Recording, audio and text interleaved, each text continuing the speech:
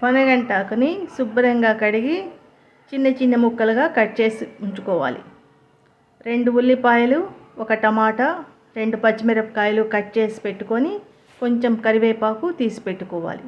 కొంచెం చింతపండు రసం తీసి పెట్టుకోవాలి. ఇప్పుడు స్టవ్ పైన ఒక కుక్కర్ పెట్టి అందులో 2 స్పూన్ల ఆయిల్ వేసి ఆయిల్ బాగా వేడయ్యాక ఆవాలు, జీలకర్ర, శనగబెడలు తిరగమాత పెట్టి అందులో మనం ముందుగా కట్ చేసి పెట్టుకున్న టమాటా ముక్కలు, ఉల్లిపాయ ముక్కలు, పచ్చిమిరపకాయలు, కరివేపాకు వేయాలి. ఇందులోనే పొనగంటాకు మొత్తం వేయాలి. దీనికి తగినంత ఉప్పు వేసి కొంచెం సగం స్పూను పసుపు వేద్దాం. ఇప్పుడు 1 గ్లాసు వాటర్ పోసేసి కుక్కర్కి మూత పెట్టేద్దాం.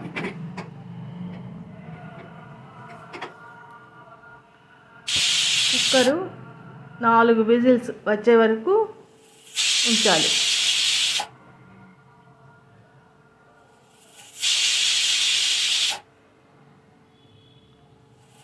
4 విజిల్స్ వచ్చాక కుక్కర్ ఆపేసి ఒక 10 నిమిషాల తర్వాత మూత తీసి చూస్తే పొనగంటాకు బాగా మెత్తగా ఉడుకుంటుంది. ఇప్పుడు గరిటెతో ఒకరో గట్టిగా అలా నలిపితే పొనగంటాకు బాగా గుజ్జులాగా అయిపోతుంది.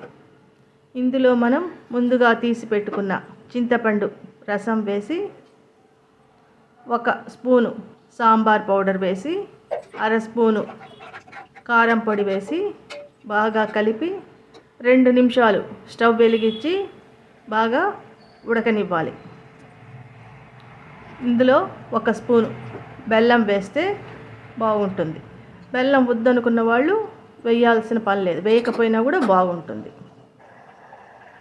ఇప్పుడు 1 స్పూను శనగపిండి, 1/2 గ్లాసు నీళ్లు పోసి కలిపి ఇందులో పోస్తే పులుసు బాగా చిక్కబడి బాగుంటుంది.